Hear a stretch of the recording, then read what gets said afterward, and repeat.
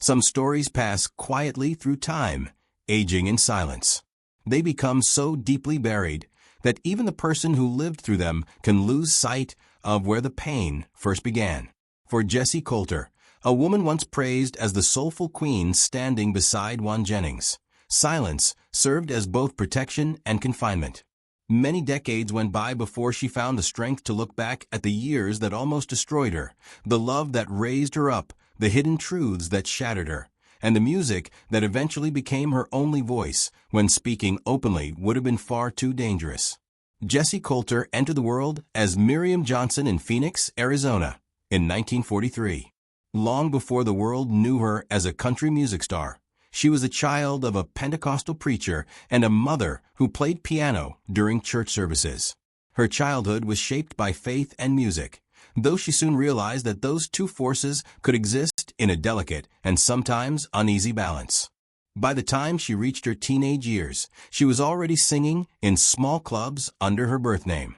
Her voice, smoky, soulful, and full of quiet defiance, quickly caught the attention of local musicians. In 1961, she married guitarist Waylon Jennings. At first, the marriage seemed to promise excitement and glamour, but over time it created emotional distance instead.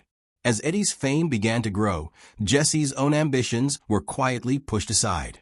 Her talent and creativity faded into the background, becoming little more than the faint echo behind someone else's success. When their marriage ended in 1968, Jessi found herself standing at a difficult crossroads. She was divorced, discouraged, and unsure whether she still belonged in the musical world she had once dreamed of conquering. During those uncertain years, she met Waylon Jennings, a man whose voice carried the rebellious spirit of outlaw country and whose life seemed to burn with constant motion. Their connection formed instantly, a powerful meeting of passion and danger. One recognized something in Jessi that few others had ever acknowledged. To him, she was not simply a muse or a shadow standing behind him. She was his equal. What began as a partnership built on love and shared music, however, soon grew into a storm neither of them could fully control.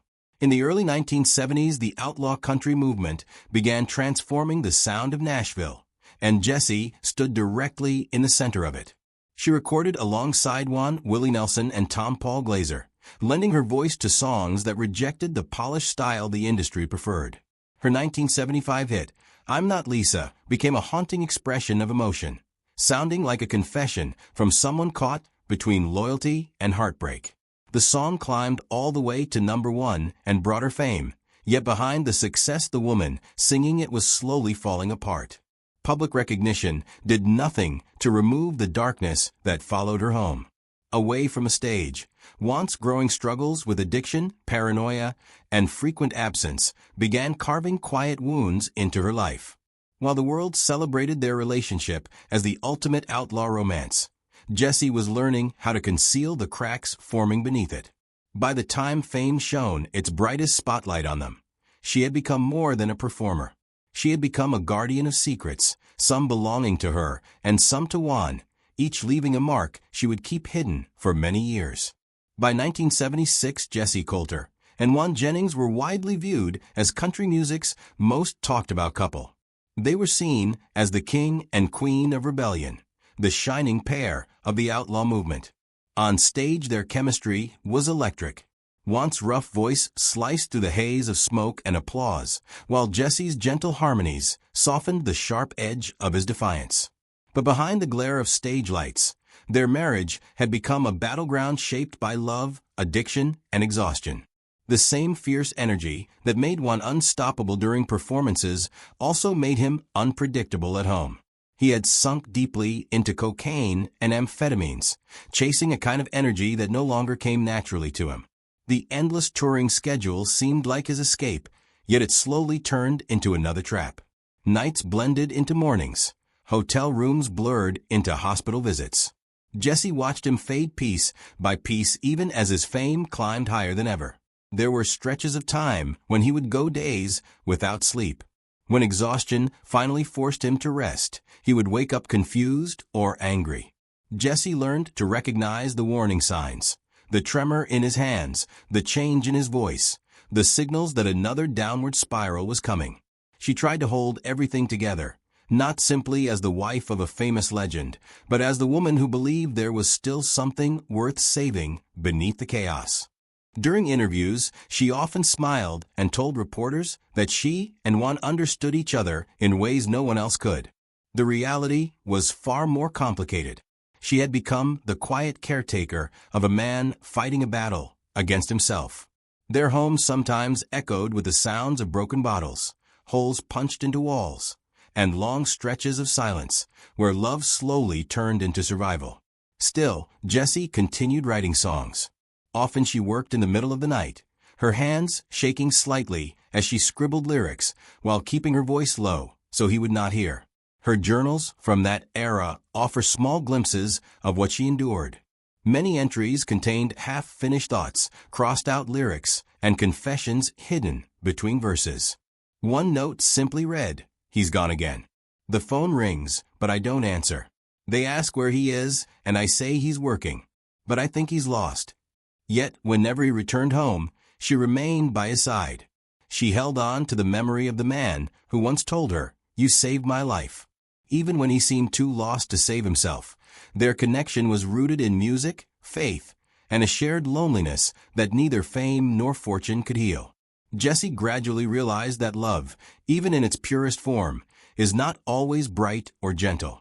Sometimes it is the fragile thing a person clings to in darkness, hoping it will not burn them completely. By the late 1970s, success had become a double-edged sword in the Jennings household.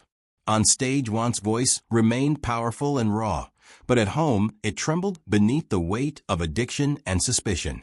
Cocaine and amphetamines had become constant companions. The lines drawn across mirrors seemed to mirror the cracks, spreading through their marriage. Jessi watched him vanish behind closed doors for hours or even days at a time. Whenever he emerged, his eyes looked farther away, as if he existed in two different realities. One was the fearless outlaw idol adored by millions. The other was a frightened man drowning in the pressure of his own fame. In 1978, after a performance in Tucson, Juan did not return to the hotel room they were sharing.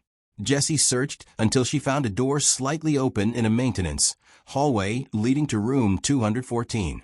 Inside, the air hung heavy with cigarette smoke and silence. Juan sat slumped in a chair, staring at a small wooden box on the floor. A folded letter lay beside it, her name written in his handwriting across the front. She did not open the letter immediately. Juan looked pale, his hands shaking as he spoke quietly. "If something happens to me," he said, "don't let them find what's in there." She wanted to ask what he meant, but his eyes drifted away, already lost somewhere between guilt and memories from the road. The wooden box disappeared about a week later.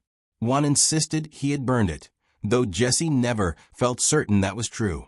Years afterward, after he was gone, she would remember the faint smell of smoke clinging to his jacket that night.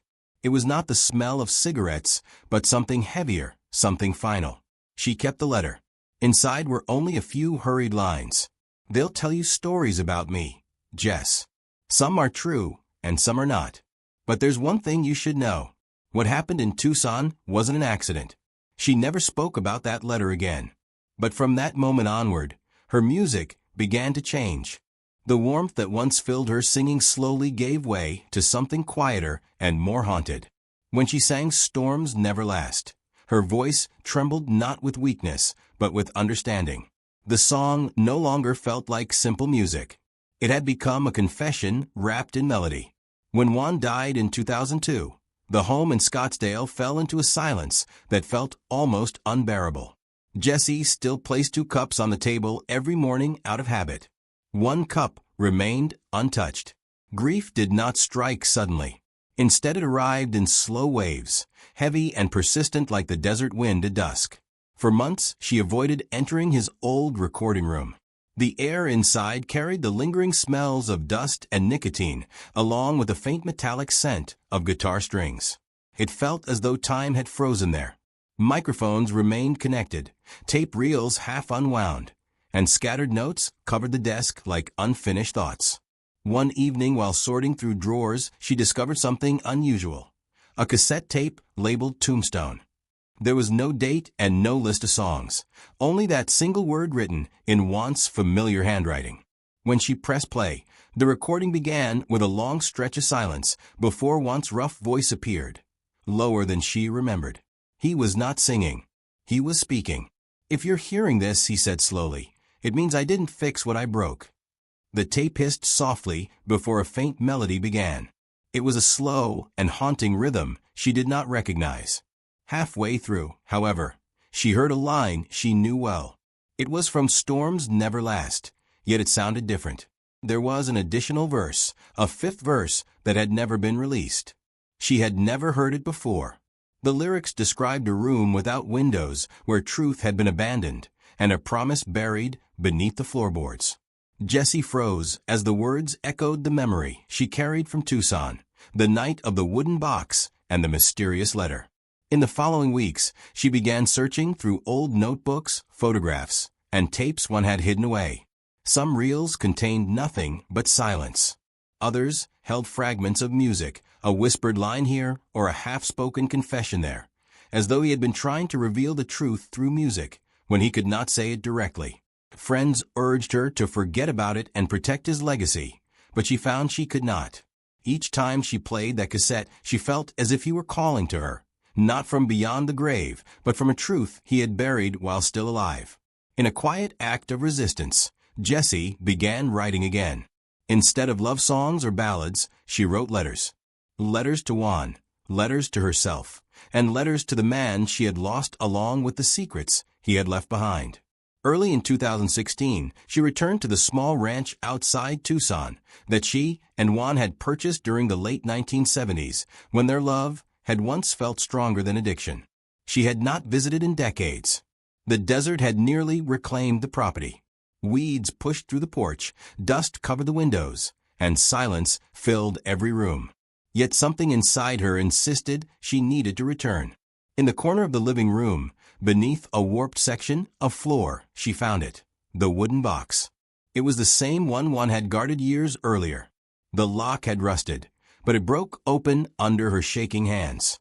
When Floorboards was released in 2017, Jessi Colter was 74 years old. Her voice had softened with time, but its emotional power remained intact.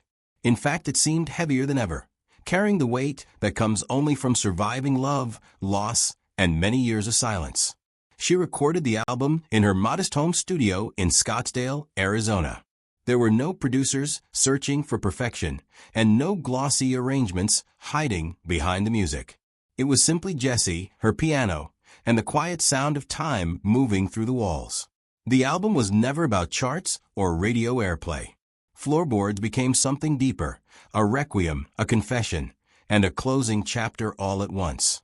Every song reflected a piece of the life she had shared with Waylon Jennings, the joy, the intensity, the heartbreak, and the loneliness that followed his death. The title track drew inspiration from something profoundly personal, what she discovered beneath the wooden floorboards of the old studio years after he was gone. The cassette labeled Tombstone, the faded photograph, the undated letter, and the forgotten fifth verse of a song one never completed all formed the emotional center of the album. Grief became melody, and hidden truths transformed into lyrics. The song Tucson revealed the story she had carried in silence for decades. It described a night that changed everything and a promise she had kept for years. When she sang the line, "I kept your secret too long," her voice trembled, not because of age, but because of the weight of truth. During interviews promoting the album, Jessi did not attempt to rewrite the past. Instead, she spoke honestly about Juan, his addiction, his paranoia, and the anger that sometimes tore their world apart. Yet she also remembered the man he tried to become. "He wasn't cruel," she said gently during one interview. "He was just drowning, and I couldn't reach him anymore." After a pause, she added quietly, "But I never stopped loving him." Following the release of Floorboards, she stopped performing in public. The glow of stage lights no longer called to her. Instead, she surrounded herself with memories. Juan's guitars, his worn leather jacket, a faded photograph from the 1971 Dripping Springs reunion, and the final note he ever wrote to her still pinned above the piano. On a shelf rested the small wooden box that had begun the entire journey. This time it was not hidden away. It sat beside her Bible and a single framed photograph of Juan smiling, his eyes clear in that moment. In 2022, a small documentary crew visited her home to film a segment about women in outlaw country. When a young interviewer asked what she most hoped people would remember about Juan, Jessi looked down for a long moment before answering. He wanted to be better, she said quietly. He just didn't know how. Then she offered a faint smile and added another thought. Maybe peace isn't something you find. Maybe it's something you leave behind. That evening after the crew departed, she sat alone at her piano and played Floorboards once more. Her performance was slow and careful, her fingers trembling slightly over the keys. When the final note faded into silence, she whispered softly into the empty room, "Good night, Juan." For Jessi Colter, the music had finally come to an end. Yet for the first time in many decades, the silence that followed felt like peace.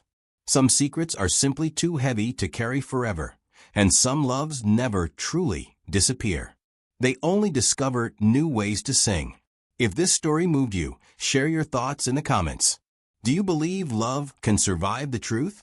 And remember to like and subscribe so more untold stories like Jess's can finally be heard.